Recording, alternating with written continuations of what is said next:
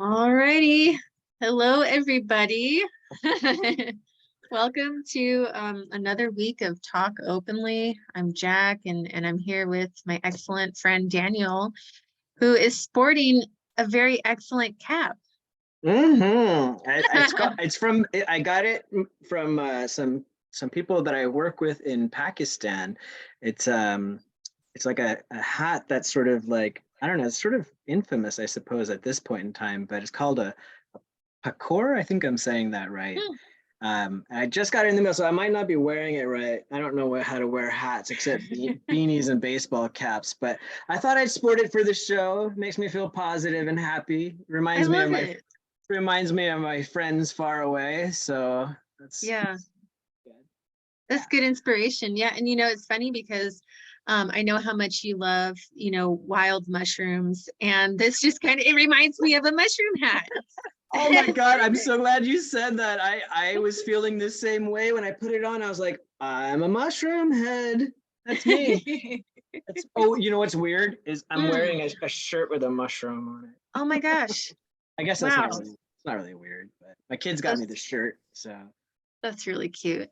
I'm all So shroomed everything out. mushroom today. And that's funny because I had a little mushroom experience walking. I walk at work in between the hospital and an office building throughout my day. And it's, middle of Seattle. There are a lot of trees in Seattle and whatnot, but I don't think I've ever seen mushrooms growing in Seattle, at least in the Oh, urban area. yeah. And I just noticed there was this cluster of like golden yellow mushrooms like on the sidewalk. It was just so lovely. And I took a picture of Oh, them because I was like, you know oh, what? you have to send it to me. I'll send you the mushrooms. Okay, I love seeing pictures of mushrooms. Yeah, Yeah, especially were they were like golden, like they actual were golden. golden little like Yeah, clusters. They almost looked like yeah. large enoki mushrooms, where they're kind of like I button. know the ones you're talking about. I don't know what they're called, but I can picture them, and I can't wait to see the picture. Yeah, yeah. Well, good. So a fabulous time for mushrooms and for friendship. I'm so just I always, there's part of me that like because it's a Tuesday night, I'm kind of tired, like I've just had a whole day of work. Sometimes um thinking about doing a show can be hard. But then once I get here, it's like, oh my gosh, I'm here with, one of my best friends and I'm, talking with, about some of the best topics that are I could ever think about. So what I else know would I what you want to mean, do? Jack. You know what? I can tell you this. There's been times where I've been like, I'm not sure how this is going to go tonight. I don't even know if I have anything to say or, my energy's low or something like that, and then we do the show. And I can tell you quite honestly, I've never regretted a single one of them. I know. It's nothing but good stuff. I don't, in fact, it's not just not regretting, it's more like I've always walked away feeling sort of like uplifted and somehow even sometimes mildly transformed for Yeah, the better. For same. the better. We really need Sangha. We need We each do need other. Sangha. It's Yep. true. It's true. We're just like mushrooms. We need each other. Yeah. We could make that metaphor really extended if we Oh, wanted we to, could. but we're gonna Hey, spare the audience. we're gonna set that aside as its own show. Yes, yes. Well, Daniel, tell me a little bit about your week and training and practice and whatnot. What's going on for you? Yeah, things are going pretty good. Life-wise, things are just moving right along. It's all nice there. And I'm enjoying, actually, speaking of Sangha, I'm enjoying more and more connection and friendship and all kinds of neat experiences through Sangha.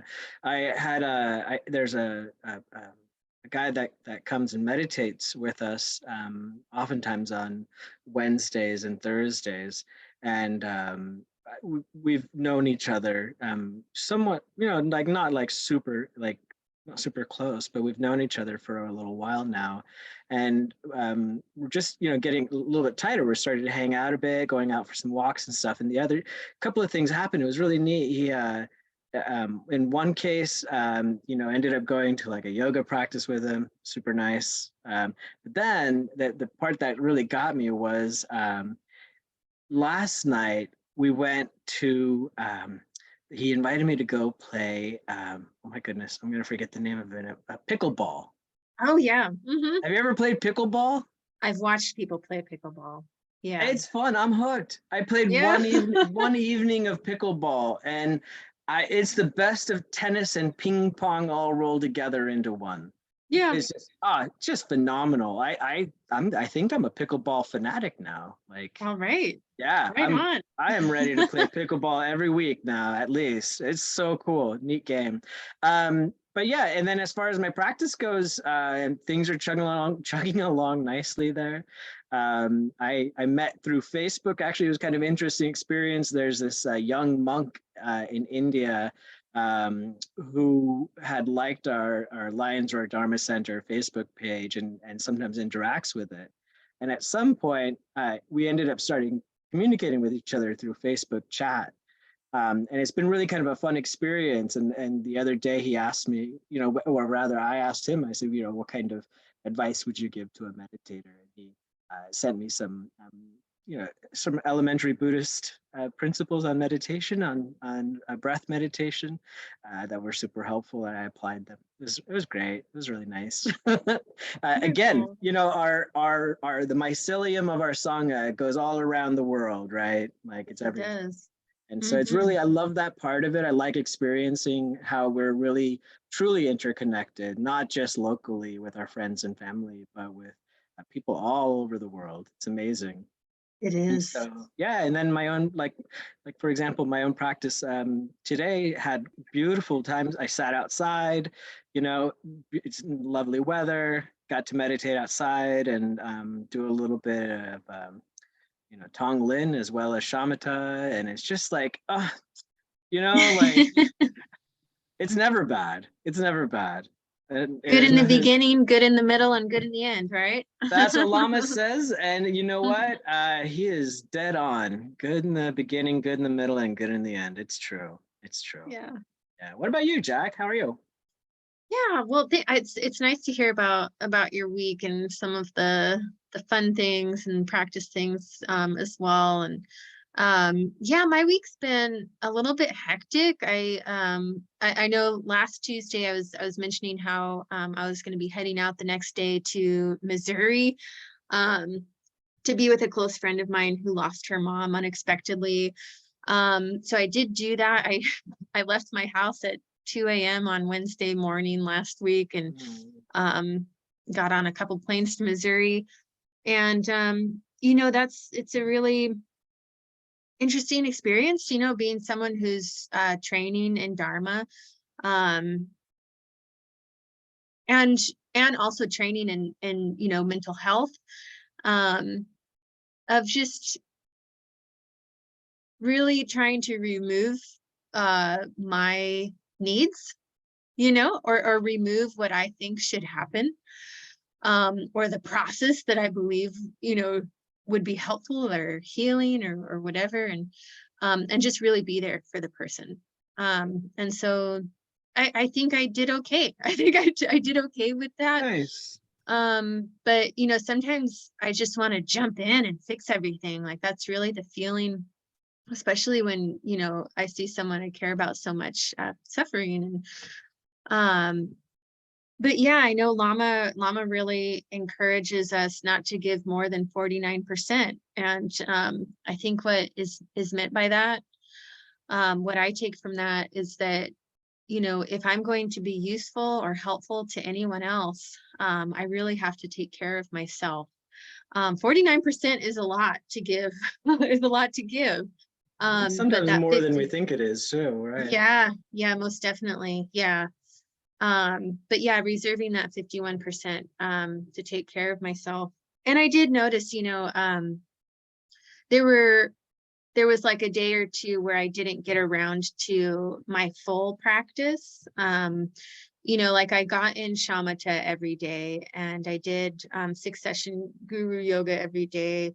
But I didn't do like my tantric practice or reading, which is, it just is what it is. Yeah. And, I was there for her. And so, I think if I had really wanted to stay with all of my training, I would have had to get up at like, 4 or 5 in the morning. And I didn't have the energy for that. So maybe someday, when I'm more developed of a bodhisattva in training. But right now I think I did what was right for me.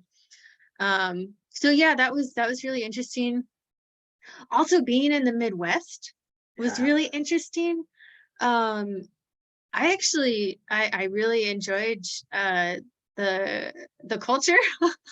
And I think part of it is just like being out of kind of the Seattle area where I don't know, there's just a vibe there of like people are just not as friendly, which is, there's a common belief in Seattle that like everyone there's the Seattle chill is kind of like the term, and it's true. There's just like it's not as warm as the Midwest. Sure.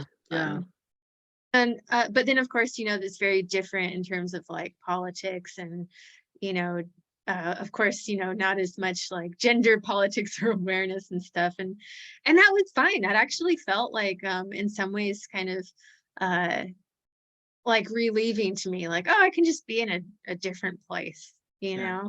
I don't have to be this like one identity that I think of myself all the time. I can engage with people of all different backgrounds. And um so yeah, I think travel is really good for me, get kind of uprooted a little bit Absolutely. from your everyday kind of like routine. And this That's is how right. I see myself, this is what I do, this is how other people see me, and just really be transplanted somewhere else. So that was good. But yeah, I would say I know I've been saying the last few weeks that like my shamatha has just been all over the place. I have not had a single pointed focus. I've had a Mm-hmm. million pointed focus. Yeah. But it was really interesting this morning. I did a qigong practice with one of my groups on the psych unit.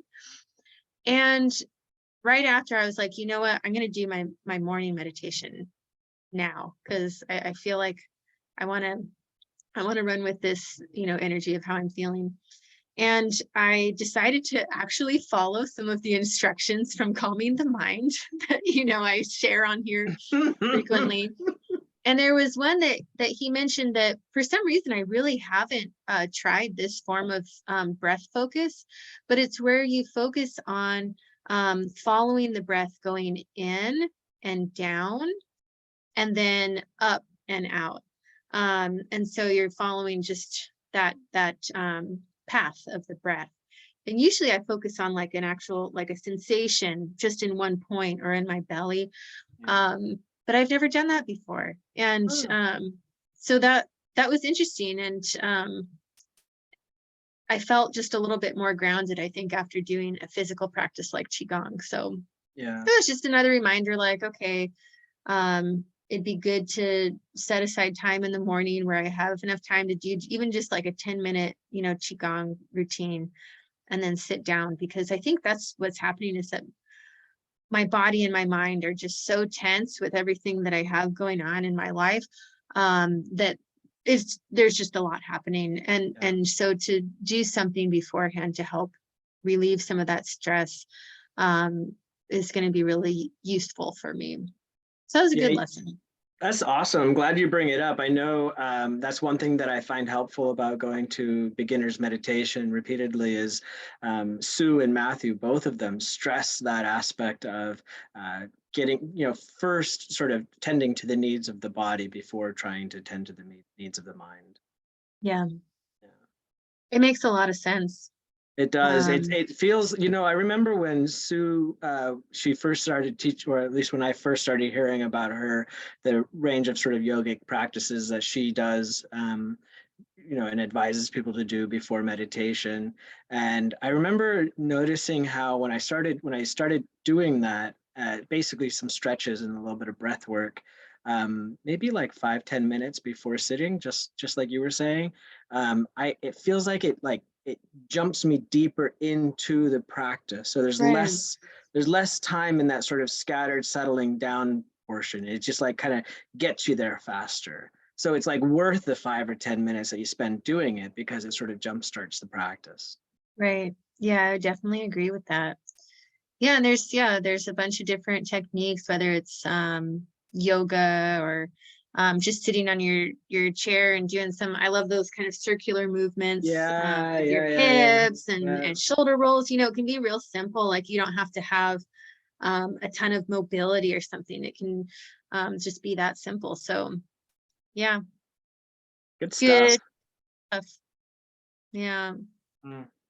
But that's where I'm at, and I'm just I'm very tired and I'm glad that I'm no longer sneezing. I had bad allergies this morning, so Oof. if I'm a little bit dragging my feet today, I apologize, but I made it.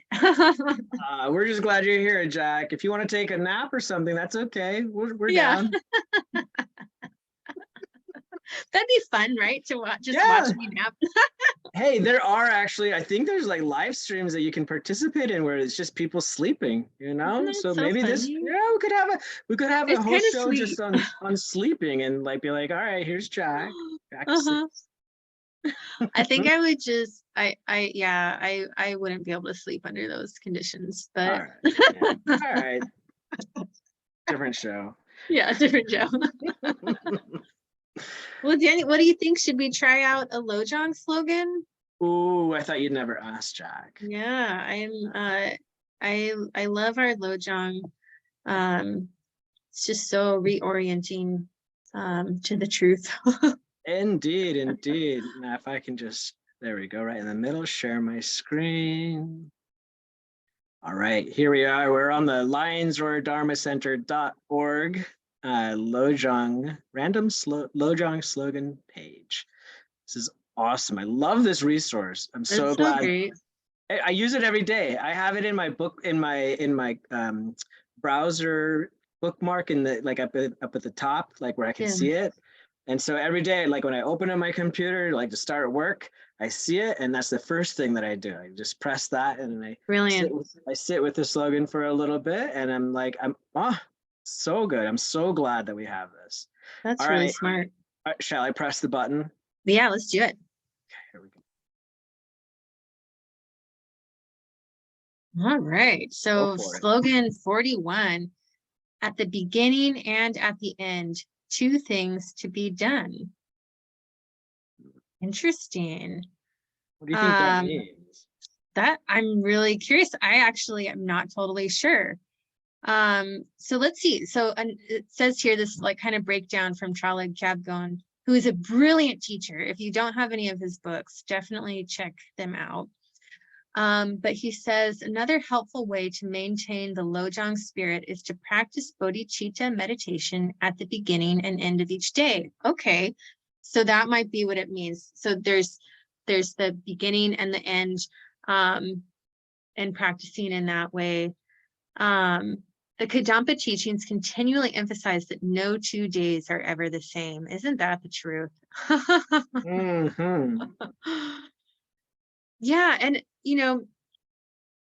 I'm seeing in this the kind of, the encouragement to bookend your day, right, with the Dharma. So the first thing that you do when you roll out of bed, maybe first you need to go to the bathroom and stretch and whatnot, but the first thing that we're doing is turning our minds toward the Dharma. And then the rest of the day, it's, I don't know if you've noticed, Daniel, but do you ever wake up and maybe you don't have enough time to get to a meditation, or even, it might not even be a full meditation, but even just reflecting on Lojong or something. If you don't do that, the day is different. Have you noticed that? Yeah, absolutely. There's no doubt about it. In fact, that's one of the things I was I was telling my friend in India, a young monk. I asked him. I said, what advice would you give somebody who requires more discipline in their meditation Mm. because there's so much benefit to come from this. And it's one of those things like there's so many, like it's so helpful. It can radically transform your day, right? Like part of what's being said here, how do you say that his name? Traleg, Charlotte Kyabgon? Chapgon. I'm not sure if I'm pronouncing it correctly. Traleg Kyabgon. I've never heard of him. I'm gonna have to look up It's some of his. brilliant. Yeah. Hmm. But one of the points that he makes, which I think totally it rings true for me, is about how if we wake up in a bad mood or start the day with the wrong attitude, we'll only capitulate to our habitual ways of responding to the world. Yeah. That part, and then a little bit lower on, it says the Lojong spirit discourages the ennui that's Mm. associated with coming home, having a few drinks, and falling asleep on the sofa. And Hmm. I think both of those points are quite true. I must say that I do tend to, my meditation practice is primarily my shamatha practice anyway, is in the morning usually. I do sometimes do it in the evening, but I think that this advice is really good. The few times, when I have sort of bookended my day, started and ended with it, it's been quite a bit different, a lot better of an experience than when I haven't. So, yeah, good advice for sure. Yeah. Yeah. And your evening practice, obviously it'd be great if you could get a whole shamatha practice in, but it could even be, reflecting on a passage in a book, it doesn't have to be like some like big, 30-minute meditation. Oh yeah, yeah. Yeah. Yeah, So well, I tend to sprinkle a lot of that stuff throughout my day. Like I'm fortunate enough to have the opportunity to do that. So like I usually like I do all kinds, like I might do some reading or some mantras, or there's various things that I might be engaged in sort of throughout the day. But the whole idea of like actual seated meditation, beginning and end, I like that. Like yeah.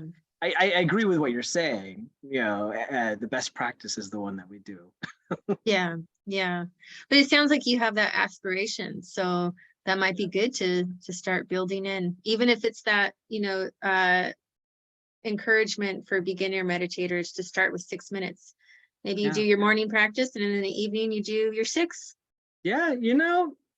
That's good advice, Jack. I'm going to take you up on it. Yeah. I'll report back next week, let you know how bookending every day is. Wonderful. I'm looking forward to I'll it. do it. I'll be the guinea pig. Do a little science experiment. Yeah.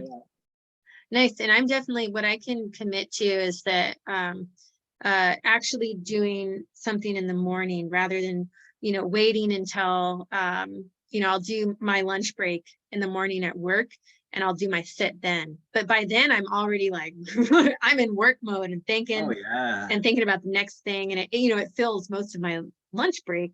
And so, yeah, I really want to get back to the morning. But what I can commit to is that, I'll do my prayers and reflect on Lojong. And hopefully waking up in time to do a 24-minute shamatha. Oh, that's extra good. That's Yeah. the goal. That's the Okay. goal, right? Cool. I like it. I dig it. Good. Well, I'm glad that we got that slogan on the random generator. Yeah, maybe we needed a little bit of just a little encouragement. I needed it. That was perfect. Love it. Yeah, yeah. Well, Daniel, tell us about our topic for tonight. We're kind of we're moving into one of the indirect effects of having a spiritual practice, a spiritual life, which is that it ends up saving us money. Yeah, and I was Yeah. wondering what kind of prompted this. I know you kind of came up with the idea. What got you thinking about that? Well, it was sort of the realization of a promise that I had read about. So what happened was, I hadn't actually given any thought really to money ahead of time. At any point really in my spiritual practice did I think about the relationship to money. But I remember at one point before I took refuge, maybe like a year before I took refuge, Matthew Cruz sent me this article by Chogyam Trungpa Rinpoche, something to the effect of How to Become a Buddhist by Taking Refuge, Mm-hmm. I think is what the name of the article is. Find it online. It's an excellent article. It is. And in the article, there is this thing. He says, we take a definite vow to enter a discipline of choicelessness, which saves us a lot of money, a lot of energy, and lots of superfluous thinking. There's a lot to unpack there, actually. And Yes. we don't need to sort of dissect the entire quote. Each part, I read that article maybe 7, 8 times, like it just kept, there was something in it, like there was something about it that kept calling me back to it, right? And in fact, I credit that article as one of the one of the more powerful sort of forces that sort of held me to take refuge in Buddhism, Yeah. or in the Triple Gem rather. But that part there where it says, which saves us a lot of money, had gotten me thinking. When I read it, I was like, what? Like, what in the world is he talking about? Like, and then it's nowadays like now that I'm really doing my best to sort of practice, maintain my vows and all of that. It's true. Like I save a lot more money. Like what kind of happened was like I reflected on how I used to like stress quite a lot about Mm-hmm. finances. Mm-hmm. And it was always like not quite right, like never had quite enough, and like whatever, there's just the normal sort of stress and strain of money, I think. And I noticed that there was some relief from that, right? And it wasn't Yeah. because my financial situation is like drastically different, or my income, I didn't hit the lottery or anything. Maybe the spiritual lottery, but nothing else, right? And so I Yeah. just, but I was like, man, like really something has changed there. And in fact, yeah, that's what it is. I even though it's not why I came to this path, it's not why I'm on it. It's, as you said, it's an indirect benefit. And so Right. I thought it might be kind of fun to explore it. Like, why? How do we save money, right? That is really fun. Yeah. I mean, Have you one had thing any that experiences related to like your financial situation changing after? definitely, Yeah. yeah, so I took refuge in March of 2019. And I would say for much of my life, I've been pretty good with money, like, not not living too much outside of my means and what I had. But I did spend a lot of money when I was very unwell mentally, on alcohol, and weed. And so there were times, where my bank account was like real low, and so it was pretty much like I had money for rent and and substances, and that was it. Mm. Um, and so that was a rough time. But I kind of I came out of that before I came to the temple. Um, and I work in mental health, and I work as a peer counselor, and it's not a well-paying job. It pays in a lot of other ways. But for the last good 8 years or so, I really haven't had a ton of money. But what's really fabulous about the Dharma is that there's this major shift in perspective around money that I've had. So I used to be really fearful, like once my bank account would get that like really low, or even as I started, making a little bit more money, and it would get down to a certain point, it would be like, like that's scary, and would have to feel like I really need to restrict myself and restrict my partner or whatever. Just like all that like angst around it. It causes so many problems. God, I think that's why my parents got divorced. A big part of it. Um, and what's happened now is that like there's just so much less stress around it. It's like, so the money is there. It's not a lot. But I'm alive and living a, a really privileged life, you know? Yeah. Um, and I think what's helped me so much is thinking about the wealth that I have in terms of the access that I have to the Dharma. And that I have a really close relationship with my teacher. And so, yeah, there's just a shift in what is actually wealth, what do I see it as wealth? There's an interesting thing that's happening within this right now in my life. So I know last week I talked about how I, got into this kind of land project thing with some friends, some people that I didn't know very well too. And it ended up falling apart. But during the time that I was there, I purchased and constructed a yurt on the land. And, in order for me to do this, I had taken on, a second job. I was working my tail off and saving all the money from the second job to, purchase this yurt. And, when everything fell apart, I had to figure out what I wanted to do with it. And eventually the person who bought the property said that they would pay me for it. And we got into this kind of long negotiation process of how much and when it would be paid. And so now we're coming around to year 2 of the payment. And it's so funny because I feel like I should be more stressed, because this person, he's already saying like, oh, I don't have like the full amount, but I can give it to you next year when I give you the, like, all the rest of it.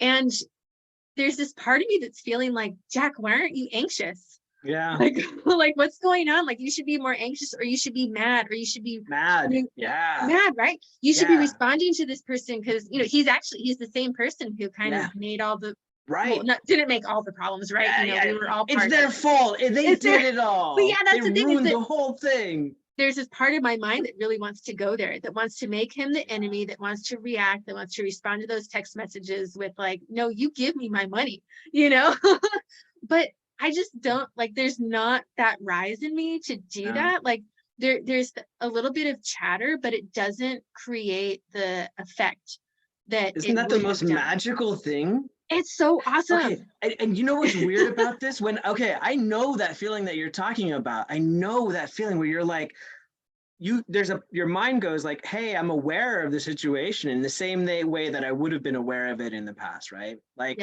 this isn't ideal. This isn't the way that I expected things to go, or this isn't what I think is best for me, something like that, right?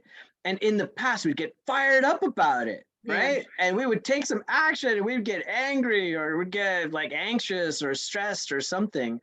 And now it's just not there. It's just literally just not there. Yeah. And it's interesting. Have you ever either talked about that with somebody who's not a practitioner, or even just had a hypothetical sort of conversation with somebody who's not, in which they're like, yeah, you're wrong. You're crazy. You're being a pushover. Like your beliefs and your practices are not serving you, because you should be angry. You should be stressed out. Yes, I have gotten that, most definitely. Both of my roommates, when this first when we first started negotiating around the yurt, were really kind of concerned for me. We're anytime that this guy would send a text that was kind of against what I was going for, they'd just be like, no, like, damn it, there he goes again. And it was so funny. And now, you say that about how like people will come in and be like, this isn't serving you, like you're like, you should be mad. But actually what's happened is that because I've been calm and patient, and also standing my ground, sharing what my needs are, right? But also reflecting to him, that I understand that he's a human being and has needs as well.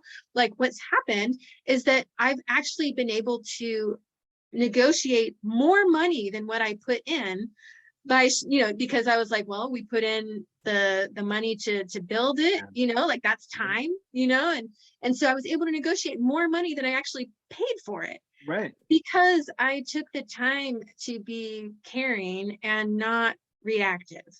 Right. Like, I know for sure that I would not have been able to do that if I had responded with um, emotions that were attacking. No way. There's no way.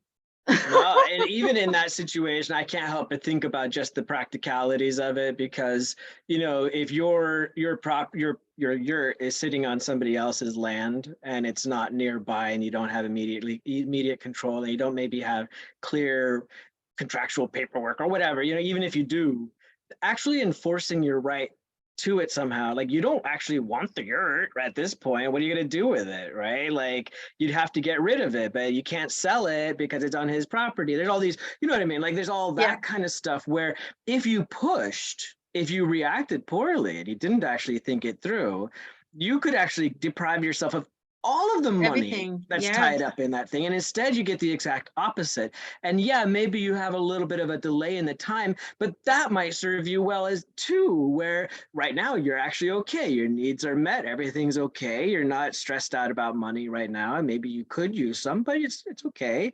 yeah, And then who knows, by the time next year or whenever the money is coming in, who knows what your situation will be. Maybe you're, you know, in between jobs or something, and all of a sudden, boom, there's all this money. You just yeah. don't know how the stuff's going to play out. I know. Yeah, and knowing that, like, ultimately, that money is gonna dissolve. It's gonna go into Right. something else. And Yeah. it's like, and one thing that was really interesting for me last week in Missouri was that reminder, wow, I this person died so Right. quickly, like, and now they're working out, like, okay, stuff with the house and all the other things that go along Mm, with that. And it's like, yeah, we don't take any of this with us. So no. why would I worry about, am I going to get it now or I'm going to get it later? Mm, You know, yeah. because it's not staying with me anyways. You could be the richest, most wealthy person who has ever lived. You could own the entire universe, right? Everything in it. Yeah. Can't take it with you. Yep. All you take is your mind and the thing, That's and yeah, and the actions that you've it. done. Right. Yeah. Yeah, Oh man. the more resources that we have, you know, I saw that actually I ordered this book while I was thinking about this show. It's by Chogyam Trungpa. Love. And it's the title is oh, I forget exactly what it is, but it's basically um, working with sex, work, and money. Hmm. Right. So the title has those three elements in there: sex, work, and money. And Attachment. the reason why I was interested in it was actually I read a review. It wasn't a super positive review of the book. Um, Interesting. yeah, but I read this review and they were talking about how, you know, these things all have great karmic the possibilities, right? The way that we apply ourselves at work or the way we engage in sexual behavior or the way that we use money in this case, it has a karmic effect. And so Mhm. what you do with your energy, what you do with your resources really matters. And Mhm. so, you know, like I think, and I'm fascinated, I'm like really interested to see, you know, like what he has to say about that in particular. Um, but yeah, I mean, like to me, what are you going to do with it, right? Like you have to do something with it. And if you use it, and we'll talk more about it tonight right now, right? But the the way you use it, if you're all wrapped up in it and it causes more attachment, then you're going to have more suffering. Yeah. It can destroy your life Mm, and it can destroy your karma for sure. yeah, Hmm. yeah, Well, yeah, so let's talk about that. So saving money, it's obviously not the main goal of Buddhism, but it certainly is something that can happen along the path. yeah. Um, and yeah, there's a few points that we talked about already, but one of them is just simple living, a simple lifestyle. You know, I think that that's one thing I think that you and I definitely, I think it sounds to me like we've probably always shared, right, as a desire Yeah. for simple living. Back in my Bible days, there was this one Bible verse that always stood out to me and that I still like to reference. Um, it's actually somewhere in Matthew, I think, like whatever, it doesn't really matter. But I'm going to tell you, I'm just going to say it, I'm going to Yeah. restate it. Yeah. It says, consider the lilies of the field, how they grow. They toil not, neither do they spin. And yet I say unto you that even Solomon in all his glory was not arrayed like one of these. And Hmm. what I always really appreciated about that was this, basically, if you're sitting here worried about money or like acquiring acquisition, you're alive. You already have what you need in order to be here, right? So what is it that you're so worried about, right? Like your needs are already met. How Yeah. could they not be? You're here worrying about it. So your needs are already met.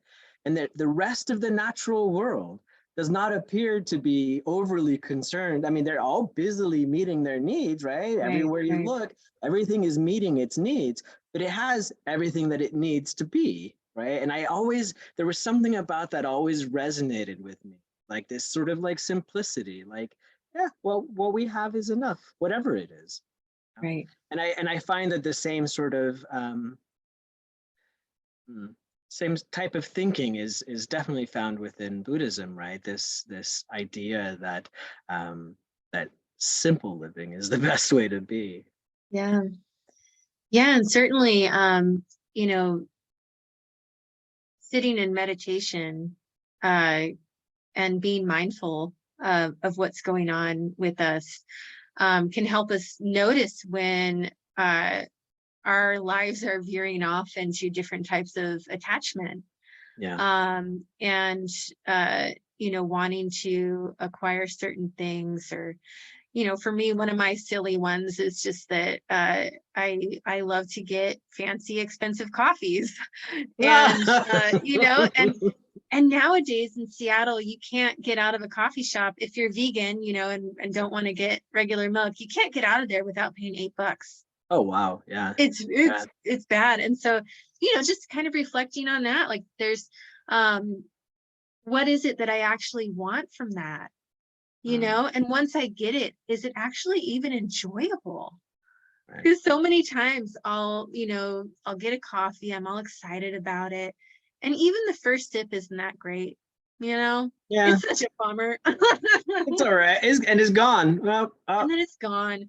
And then yeah. it's like, okay, if I do that, which I used to get like a couple coffees a week, two or three, that's a lot of money. That's Hmm. like $75 a month just on coffees. I don't want to do Easily. that. Come on. Easily. Yeah. And then all in the meantime, I'm kind of spurring this addictive mind, Right. and not actually getting at the root, which is, that I have to accept that this samsaric nature um is suffering, and that, uh my ability to get away from that is not going to come from external things. It's going to come from developing my mind, and being present and aware, not covering it up with like, Right. oh, sugar and caffeine. Yeah, yeah, exactly. We might give up some of the bigger, more powerful vices, but we find smaller ones creeping up, right behind them. Right. Yeah, Yeah, so not necessarily vices, but these attachments, right? Yeah. yeah, I thought it. definitely. I think there's this phrase that's usually attributed to the Buddha, although I'm not quite sure where it might come from, which is that attachment is the root of suffering. Just straight up that phrase, right? I mean, obviously, Yeah. that's the message, but you know, um, I had read this different interpretation or different translation rather, which is acquisition is the root of stress. And Mm, I really appreciated that particular translation of it, at least within this context, because sometimes attachment and suffering have a certain, like within our language, it has sort of like this meaning that isn't always so easy to, I don't know, like can't quite get it. at least for Sure. me. Whereas this notion that acquisition is the root of stress, I can understand that. It's very clear, right? That this Yeah. need to get more and more, whatever it is, I'm gonna be okay. I'm tired right now. My mind is dull. I whatever. I'm not excited about going to work. But if only I have that nice coffee, then it's gonna be okay. But Yeah. then then you have the coffee, and because you splurged and you got it, what do they say? You added extra coffee to it because you had now you're stressing out because you have too much caffeine in Yeah. you or whatever. Jittery. Yeah, Yep. the jittery, whatever, or it's gone and you wish that you had a little bit more or Yeah. whatever. Like there's this whole cycle related to acquiring something things, Right. right? Um, Right. And attached that, to- yeah, the buyer's remorse too. That's Oh, such a big one. I hate that. It's the right. worst. Yeah, I We mean, get like so excited about things, yes. and we get so tugged, and oh man, advertising companies have really just they've been able to perfect the attachment and desire Oh, of human beings to just be like, you want this. And when in actuality, it's like once we get it, it's just like, damn it, I spent that much money. You know? right, right. Well, back in my college days, I was studying or wanted to study extensively the psychology of consumer behavior. But Yeah, what it all amounts to is people's identification and their attachment, right? Like how do they see themselves and what are they craving? What are they attached to? And it interesting. manifests in such wildly different ways depending on the person. Wow, that's fascinating. Oh man. Well, what else? What other kind of things come up, when we're having a spiritual life, um, that end up really saving us some time and money? Time and money. I think that the mindfulness component of it is huge. I think it's obviously interrelated with meditation, right? Because meditation is a mindfulness practice. But once we become more aware of ourselves, our surroundings, our interactions, our feelings, and all of that, then one of the things I think that we notice is these, at least for me, was is impulse spending, right? Yeah. Like and not like that's what you said that you've always been kind of good with money. I've been the opposite of that. I've never identified myself as someone who's good with money, and no one else has ever identified me as a person who's good with money. So and one of the reasons for that is that both in business and in my own personal life, I'm quite impulsive with money. I have been. That has slowed down. I can't say it's all gone. I still have somewhat poor impulse control, but it's way different than it used to be. I can see there's a react like impulse is sort of like reactivity, right? Like that's what we're talking about there. And so there's a gap. And so that mindfulness allows me to just slow things down sometimes and be like, oh, actually, do I need that right now? Right? Is that experience really necessary? Is it going to fulfill my expectations, my desire? Is it real? There's just a little bit of a gap there. And so the impulse spending, I think, has come down. And then the other thing is that a lot of times that acquisition that leads to stress is a result of stress. So it's like cyclical, right? You have this whole process by which you increase your stress, and then to cope with that stress, you engage in that behavior more. And all addicts know that cycle, Yeah. but it actually applies to everybody, right? So, whether you're talking about clothing or experiences, travel, you name it, everybody has their sort of drug of choice. And I think that cycle is is the root of so much of our trouble. And so being mindful of it, watching it, seeing it happen, it gives us an opportunity to step out of it, to break the cycle. Yeah. We can intervene. It's possible to That's intervene. right. Yeah. We're Yeah. not helpless. We're not helpless. We might be stuck in a rut. That's okay. But if you can see that you're stuck in a rut, then you can do something about it. Yeah. Yeah. You can start looking around. Yeah, yeah, exactly. Right. Shine a light somewhere. Yeah, exactly. Well, and I made a little note for myself actually that mindfulness might actually help with overdraft fees too. See, if you're paying attention to your bank account, Right. You might see that it's getting low, and then you might say, you know, I'm not going to do any more spending because then I'll get overdraft. Anyway. Yeah. Well, and like reorienting towards like what would actually be a good use of my finances. You know, is it just for kind of filling that need, like you said, that to remove whatever stress we're having, and kind of getting ourselves in that cycle? Is it really, is it just doing that, or is it something that is adding real, like, you know, kind of genuine value to my life or to my relationships, or even, you know, if you're feeling really altruistic, or going towards a donation or something. Yeah, well, um you know, I'm glad you brought that up. I'm so glad you brought that up because my own. So even though like I'm not never really been into acquisition of much material good. I like novelty and neat experiences, that kind of thing. But what like you mentioned this at the outset, which was weed and alcohol, right? mhm, And mhm. I remember before I took refuge, my big thing, just like so many other people, I was like that damn fifth precept. Mhm, I mhm. don't know if I can do that. I'm not sure I really want to give that up. How am I going to live in this world without my alcohol and without my weed? It was such a big deal, right? It Yeah, really, it was. that Yeah. even the notion of giving it up stressed me, it stressed me out, right? Yep. And so like it prevented me from even pursuing, moving down this path. I was just like, I don't think I'm going to be able to do that. And this at the same time that I was stressed about money, right? At the exact same time, I'm like, oh man, I never quite make like I'm always sort of like, talk about month to month. I mean, it's just like, Yeah. Yeah. right down to the wire sort of thing, right? And all of this was coming to a head. Finally, I jumped off, made the jump, and I'm like, I'm just doing it. And so I haven't, haven't touched alcohol, I haven't touched any drugs, nothing. Ooh, Just taking nice. refuge. Oh gosh, it feels good, right? Yeah. I was pleased with how easy it seems to have been, right? Like, Sometimes it is. Yeah. it's like a friend of ours told me who had a very similar experience. He said, as far as the marijuana went, he said, when I took refuge, she just let go. Yeah. She let go of me, and Yeah. that resonated with me, right? Like Mm. basically it just disappeared. But my point is that what's weird about it is that I used to tell myself, like, I'd be like, well, oh my God, engaged in all kinds of things, all kinds of techniques to sort of like try to limit or curb my drug use and stuff.